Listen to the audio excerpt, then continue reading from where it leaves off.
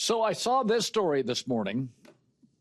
You know, Bill Belichick goes to Carolina. When Deion Sanders went to Colorado, the first thing that was inarguable is he sold the stadium out. And Colorado was a sputtering program. There wasn't any interest. Boulder's sort of a, it's sort of a wild, fun place you go to have a good time. Very infrequently have they had a lot of interest or a lot of success in football.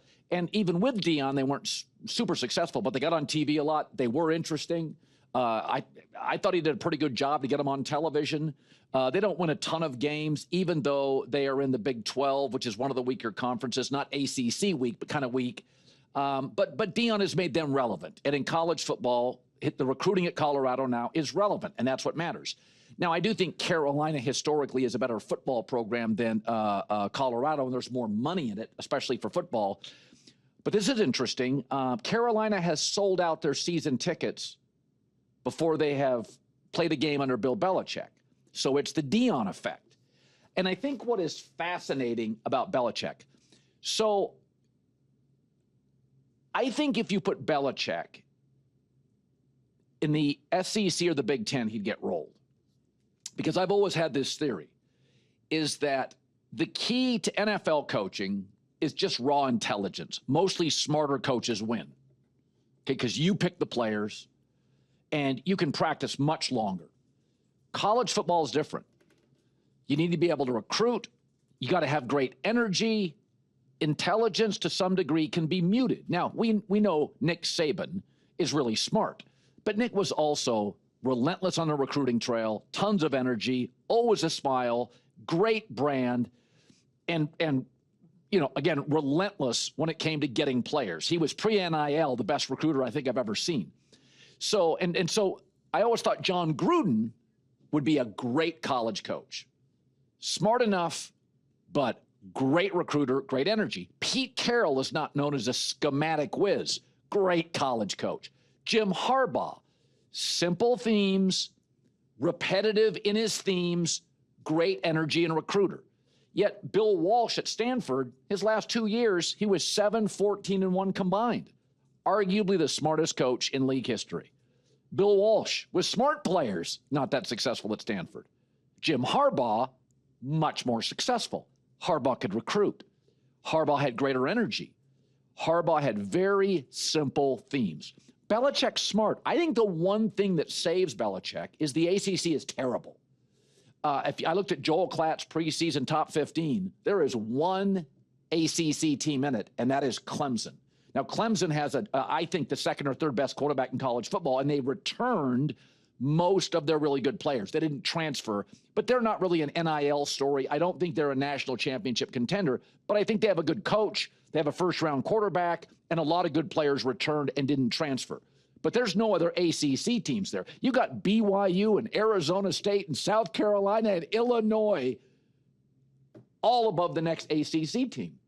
So my take is Belichick's a little grumpy. His energy is meh. Belichick's a so-so recruiter, and his messaging, let's be honest, kind of complex. Now, I think Charlie Weiss was another guy who was a really smart guy. He kind of bragged about his schematic advantage. He had a big brand in Notre Dame. Energy, recruiting, very average. And so I do think what saves Bill is the ACC. If you look at their schedule outside of the Clemson game, they can match up with anybody. I mean, there's just W's everywhere in this thing.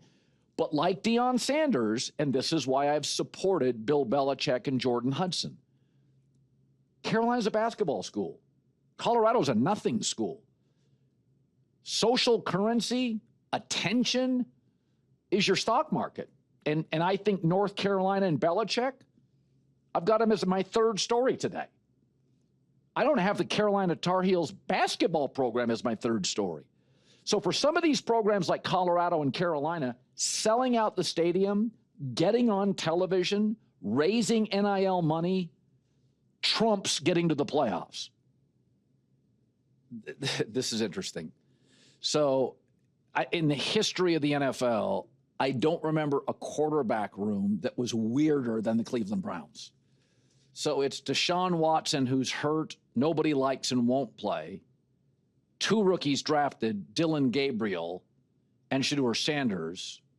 sort of a cast-off who was a whiff in Pittsburgh, didn't do much in Philadelphia, Kenny Pickett, and the likable, aged Joe Flacco, who's at the end, the very twilight of his career, but he wins more games than you think, and he's got big size, big arm, really good for the locker room.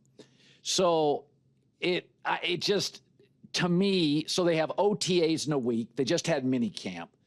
And I saw a story this week I thought was odd where Kenny Pickett will take first team snaps. And I thought, timeout. I don't think he's as good as Flacco. Recently, he hasn't been. Kenny Pickett's been bad as an NFL quarterback against good teams, like not even backup bad. Can have him in the building bad. And I'll lay it out there. There are 5 quarterbacks for the Browns. I'm going to argue Flacco starts, Shedeur Sanders wins the job. The one thing I've always said about Shedeur Sanders is he didn't win a lot in college. But if you look at the ranked opponents they played, and he had a terrible O-line, 19 touchdowns, 4 picks, completed 70% of his throws for almost 300 yards a game. He was a good big game player. He couldn't win because he was overwhelmed and running for his life with no run game. This whole Kenny Pickett story, the hard part about this story is I think the owner who wanted to draft Baker, Manziel, and sign Deshaun Watson, I think the owner likes Shedeur more than Stefanski wanted to draft him. That's why they drafted Dylan Gabriel 2 rounds before, so they wouldn't have to draft and get into the Shedeur sweepstakes. But Dylan Gabriel is not going to get cut at OTAs, and neither is Shedeur. Jeff Schwartz talked about the Browns situation, and he's probably right. There's just not enough reps, Colin, unless Shedeur is that good early on. He's that much better than Flacco, which he probably won't be in practice, right? Flacco's done this a long time now.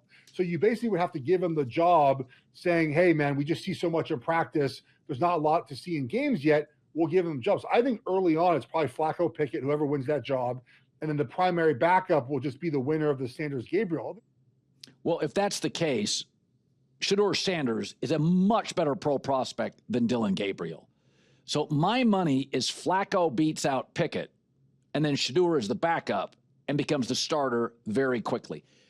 The other reason that Shedeur is safe is that the owner likes him, because we're not talking about the Cleveland Browns with Joe Burrow and Lamar Jackson and the Steelers brand without Shedeur Sanders. So it's really weird. You never have this many quarterbacks around. The kid they drafted, Dylan Gabriel, I showed you a picture last week. I don't think he's a starting NFL quarterback. I don't think Kenny Pickett is. And at this point, Deshaun Watson's not. So to me, Flacco and Shedeur Sanders are your options. So that's my bet.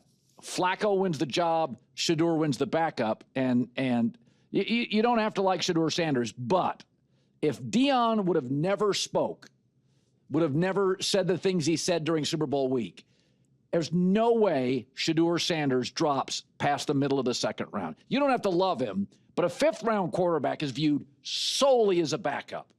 I can't believe everybody in the league thinks he has no chance to be a starting quarterback. I just don't believe it. Go look at Shedeur's numbers against ranked teams with a pretty modest supporting staff on the O-line and the run game. We talked yesterday about Brock Purdy signed a new contract, and I always said, J-Mac, is that I think Brock Purdy is Tua of the NFC. Little smaller than I like, not as good in bad weather, mobile enough, but like they need a Shanahan or a Mike McDaniels. That's the secret sauce.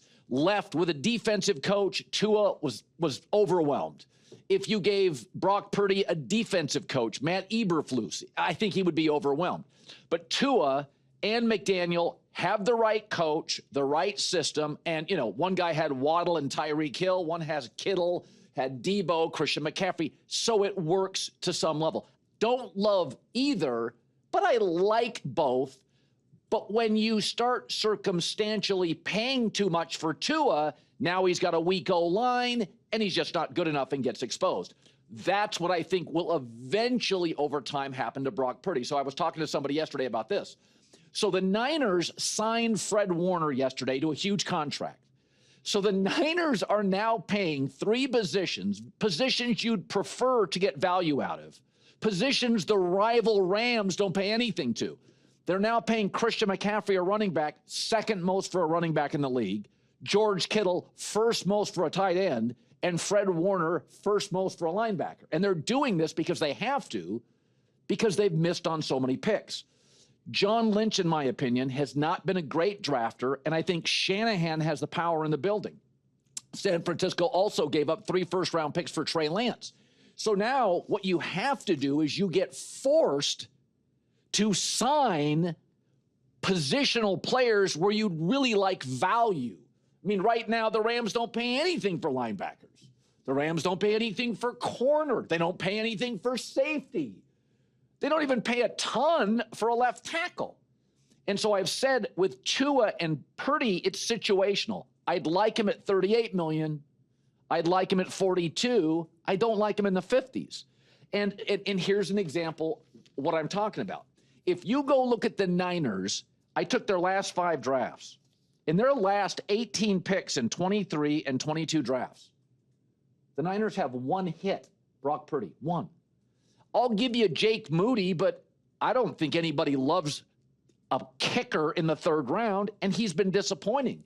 And I'll count Ricky Pearsall as a semi-hit, but I thought he was overdrafted. They have back-to-back drafts in 22 and 23. They didn't get anybody. The Dallas Cowboys, like the Niners, overpaid for a quarterback. Therefore, the offensive line is weaker than you'd like, and the team is top-heavy. 1 injury, and all the dominoes come tumbling down. Look at the Cowboys. The Cowboys' last 2 drafts. I like DeMarvion Overshown, but he's never healthy.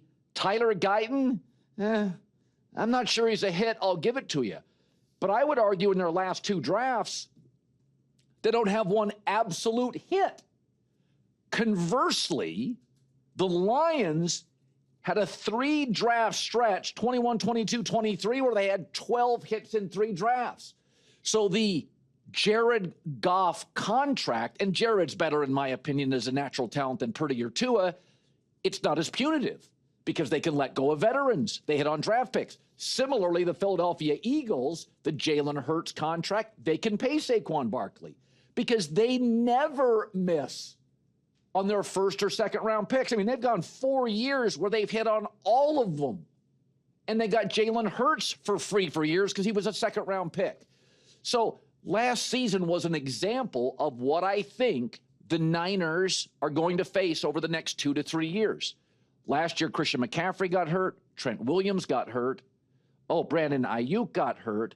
Bosa got dinged. And they have no depth. So this is not me just simply not liking Brock Purdy. It's just like Tua. If you don't, or Dak, if you don't get the right number, 1 or 2 injuries, and it all comes crumbling down. The best thing the Niners have going for them is a really smart head coach with a good system and the NFL's weakest schedule in 10 years.